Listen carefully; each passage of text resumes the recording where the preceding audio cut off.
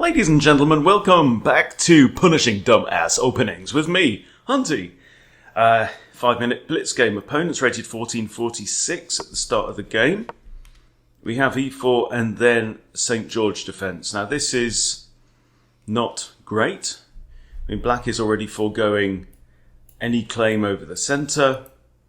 He's not developing pieces. He's doing nothing to develop this bishop. There's all kinds of things wrong with this. The computer doesn't think it's too bad. It says white should play d4 or knight f3. I play d4. If your opponent allows you to grab the centre, grab the damn centre. And now he continues with pawn to b5.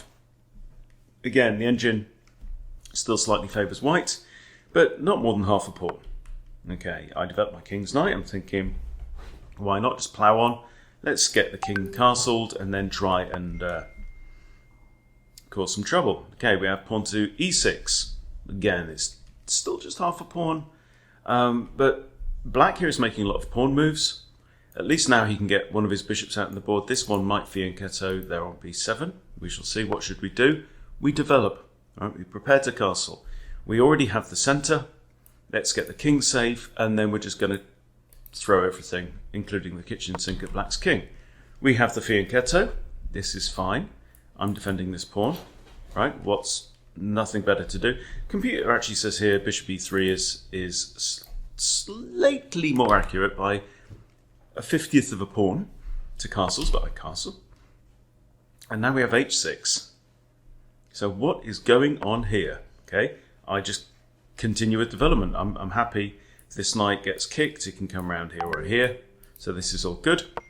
Okay, so and now he's carrying on with his plan. g5. This is 6 opening moves. One of them has developed a piece. Now white is about 1 pawn better. I might as well have an extra whole pawn on the board at this point. Now these pawns are controlling some squares, I guess. So what should you do when you're faced with a dumbass opening like this? Well, okay, what is our objective? Right, our opponent has wasted a lot of moves shifting pawns. He's moved 5 pawns in 6 turns. The king is therefore still in the centre. The king is not going to castle short anytime soon. There's at least 3 moves. Same goes for the queen side. At least 3 moves, because he's got to move 2 pieces and then castle. So what we want to do is we want to attack the centre. Computer actually likes knight e5 here, and it still likes bishop e3. I do neither of those. I play my rook to e1. And now, instead of blocking here with knight e7, he fianchettos his other bishop. He's just dead set on this particular setup, which is now called the Polish variation. I think it's because of this move is what makes it Polish. I think it's a Polish opening. Isn't there? Is it g4 straight away? I don't know. Anyway, so now I bring my bishop out to e3 finally, and he throws another pawn up the board. Okay, now this is at least inaccurate. Why is it inaccurate? You figure it out for yourself. Pause if you need to. Okay, well the point is still, look, rook, king, junk, right? But now if I take this pawn, the only way he can recapture is with this. So let's see what happens. Bang, bang. And now what? Okay, now if I move this bishop anywhere off the e-file, which means move the bishop, then there is a check. My opponent must get out of check on the next turn. Therefore, the best move is bishop takes g5. I win a pawn, isolated h-pawn, isolated f-pawn. Bishop attacks queen, rook attacks king. Are we going to win a royal piece? Well, no, not necessarily, because he can block with the knight. He can block both the attack on the king and the attack on the queen. But now this knight is in a whole heap of trouble. Black's royal family is still in a heap of trouble. Rook takes knight. And he's in check. If he moves away, then rook there is going to win the queen. If queen takes, then bishop takes is going to win the queen. So I've just won a minor piece. I'm going to win some more. Rook here. He takes rook. Okay, and now it's +8.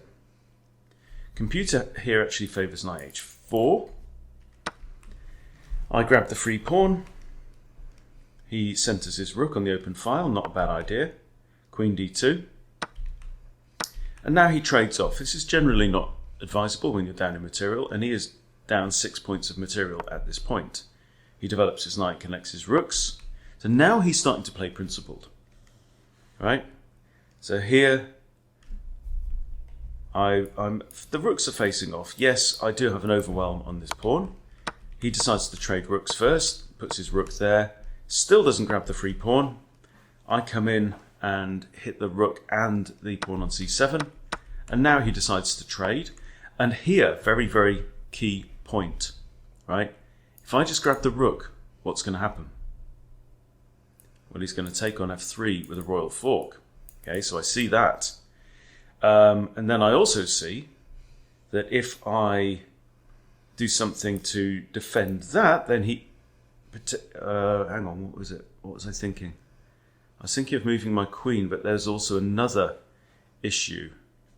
Like if I move my queen to here, that's the move I was thinking of, with the idea of a discovery against the king, but queen here would also fall to a different royal fork, this time on e2. So I have to move my king to g2.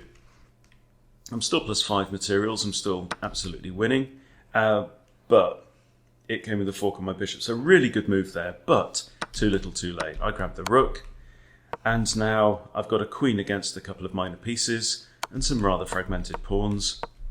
And now it's just a case of kind of dancing around the board, avoiding, being very careful to try and avoid royal forks. So it does make sense here. Like if you're in time panic, keep your important pieces on opposite colours to keep them out of the way of the knight. And there we go with a lovely checkmate in the end. So not an advisable opening at all. I can get it some kind of system, but I really didn't have too much trouble picking that one apart in that particular game. So thank you once again for joining me in punishing dumb ass openings. See you all soon.